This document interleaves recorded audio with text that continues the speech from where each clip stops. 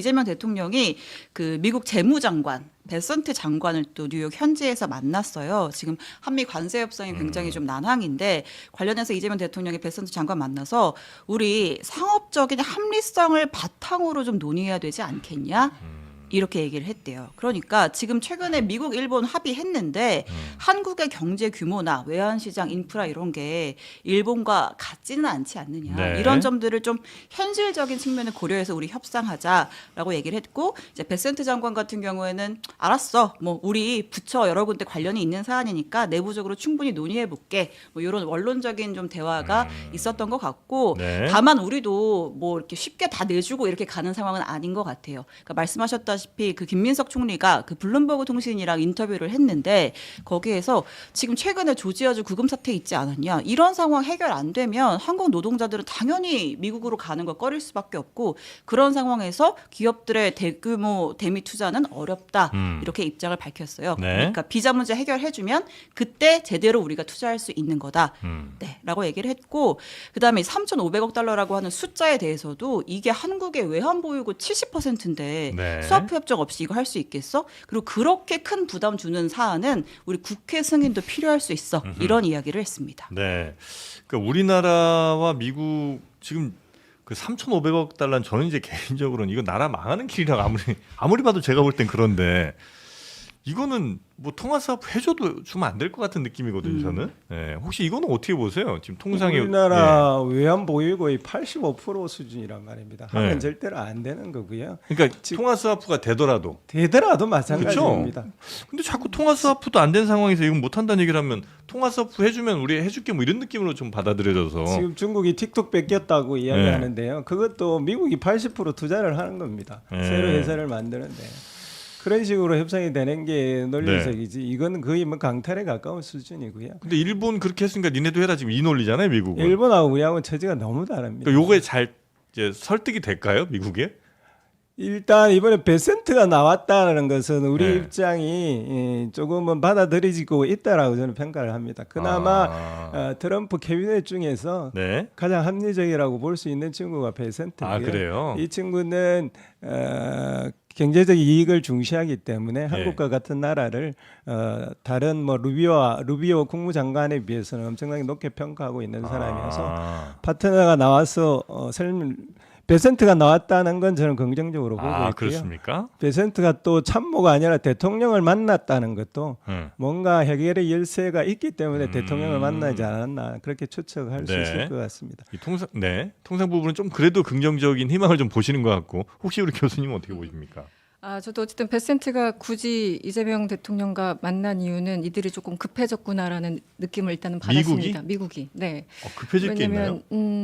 왜냐면 자기네들 뜻대로 일본처럼 될 거라고 기대를 했기 때문이겠죠. 하지만 일본과 한국은 다릅니다. 네, 여러 가지 다르죠. 정서적으로나 물리적으로나 아니면 경제적인 수준이나. 그래서 이재명 대통령은 처음에 한국 동맹을 강조합니다. 그리고 이 동맹이 유지되기 위해서는 경제와 안보가 중요하다고 얘기를 하면서 3,500억 달러 이건 너무 힘들다. 네, 통화 수업도 안 해주면서 가로 열고 이제 그런 얘기도 있었겠죠. 그리고 또 하나는 일본과 다르다는 얘기를 분명히 했습니다. 네, 한국과 일본은 분명히 다르고 왜냐하면 경제 규모도 다르고 그렇죠. 외환 보유액도 다르고 여러 가지 다르기 때문에 일본처럼 우리를 상대하지 말아라는 얘기를 강력하게 오늘 한 것으로 보이고요.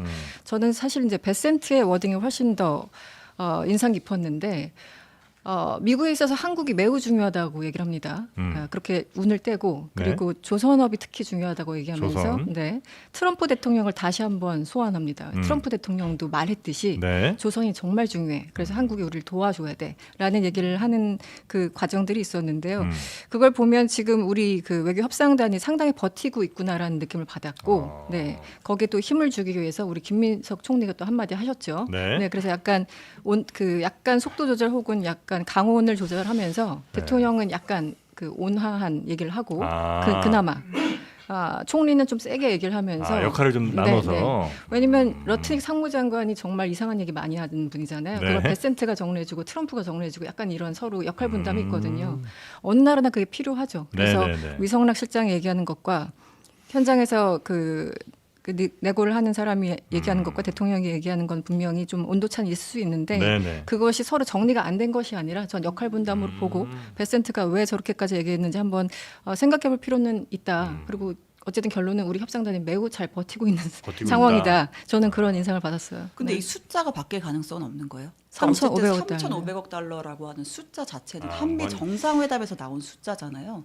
그거는 트럼프가 네. X에 썼기 때문에 네. 네, 그 자체는 물론 그렇긴 네, 한데 웬만한 그 그럼 이제 조약보다 훨씬 더 결국은 강력한. 우리가 요구하는 건 3,500억 달러는 숫자 안에서 어떤 방식으로 투자를 할지 네. 지금 이제 그거를 논의한다고 보면 되는 건가요? 그렇죠. 그러니까 우리가 처음에 그나마 선방했다고 하는 게 일본에 비해서 우리가 그나마 선방했다. 그래도 한 15%로 잘랐으니까 괜찮다고 했지만 네. 사실 그 내용은 무조건 안 좋은 거였잖아요. 없던 관세가 생기는 거니까. 근데 어쨌든 3,500억 달러를 못 박았는데 처음에 김용범 실장이 그 관세 협상 타결되자마자 나와서 브리핑한 내용을 보면은 우리가 이제 대출 보증해주는 약간 우리 마이너스 통장 예를 네. 들면 기업이 뭐 하면 지원해주는. 근데 점차 얘기가 바뀌더니 이재명 대통령도 그 얘기를 하죠. 전액 현금으로 지금 요구하고 있다라고 네, 까지 네, 얘기를 네, 하고 네. 있으니까 네. 처음에 합의를 했으나 서로 다르게 해석을 했거나 처음에 합의는 했으나 서로 다르게 해석하려고 노력하고 있거나 뭐 이런 상황 같아요.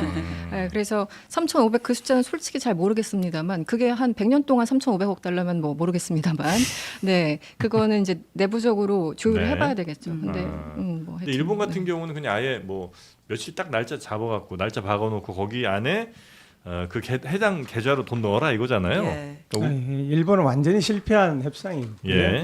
우리는 이제 3,500달러를 낮추는 방법도 있을 테고 또 하나는 EU처럼 EU 국방비 5% 증가시킨다 그랬는데요. 네. 기간 기간 길게 잡고요. 디테일은 우리가 알아서 하겠다라고 이제 악마의 디테일을 가져가면 됩니다. 우리도 3,500불을 트럼프가 자기 체면 때문에 지킬 수밖에 없다면 네. 그 디테일에서 얼마든지 조정을 할 수 있는 거고. 그러니까 원래 우리도 뭐 보증서 주고 뭐 이런 정도는 이제 네. 하려고 했었잖아요. 네, 그렇죠. 예. 그런 방식으로 피하는 협상을 해야 됩니다. 예, 또 우리가 이제 결정할 수 있는 뭐 이런 거 좀 해주면 되는데 미국이 다 결정하게 하고 또 이익 나면 미국이 뭐 90% 가지고 이런 너무 좀 날강도 같은 약탈적이죠. 그렇죠. 네. 너무 약탈적이잖아요. 치광이 전략.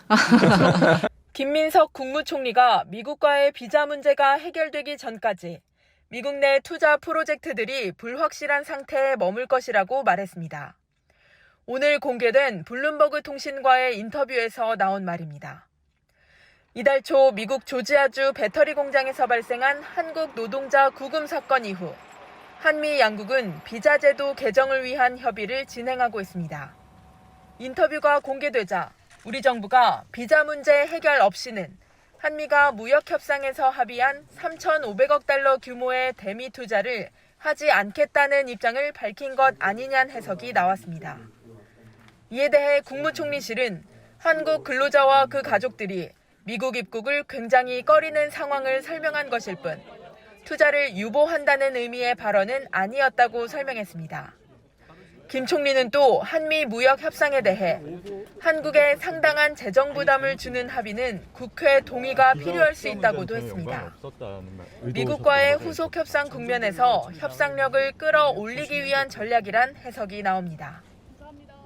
오늘 대정부 질문에선 관세 협상 마무리가 늦어져 우리 기업의 손해가 크다는 지적이 이어졌습니다.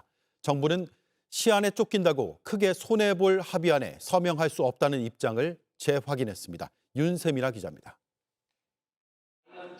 미국 시장에서 한국산 자동차가 일본산보다 비싸져 가격 경쟁력이 떨어질 거란 지적은 오늘 국회 대정부 질문에서도 나왔습니다. 오늘부터 변동되는 관세를 그대로 적용한다면 소나타가 캠리보다 비싼 차가 됩니다. 관세 후속 협상이 늦어져 우리 기업이 손해를 보게 됐다는 지적입니다. 외교부 장관은 협상 타결이 지연되는 건 현재 미국의 요구가 수용할 수 없는 수준이기 때문이라고 했습니다. 일본이 미국과 합의한 내용을 꼼꼼히 들여다보신다면은 왜 우리 정부가 지금 합의를 안 하고 있는지 아실 겁니다. 대통령실도 빠른 타결보다 국익을 지키는 쪽에 협상의 목표가 있다는 점을 재확인했습니다. 대통령실 고위 관계자는 시한에 쫓긴다고 우리 기업들이 크게 손해를 볼 수 있는 합의안에 서명할 수는 없다고 말했습니다. 국익이라는 것이 세부적으로 들어가면 기업의 이익과 직결된 사안들이라면서 협상에 시간이 걸리더라도 업계가 받아들여야 한다는 취지로도 말했습니다. 대정부 질문에선 관세 협상 지연과 조지아주 구금 사태가 정부 여당의 정치 보복 때문이란 주장도 나왔습니다. 특검을 앞세워서 벌이고 있는 무도한 정치 보복 때문에 그 피해를 우리 기업들과 우리 국민이 고스란히 떠안고 있는 것 아니겠습니까? 김민석 국무총리는 우리 국민 구금 사태와 관련 이전 정부에서 해결되지 못한 비자 문제 등을 반드시 해결해 나가겠다고 답했습니다. JTBC 윤세민입니다.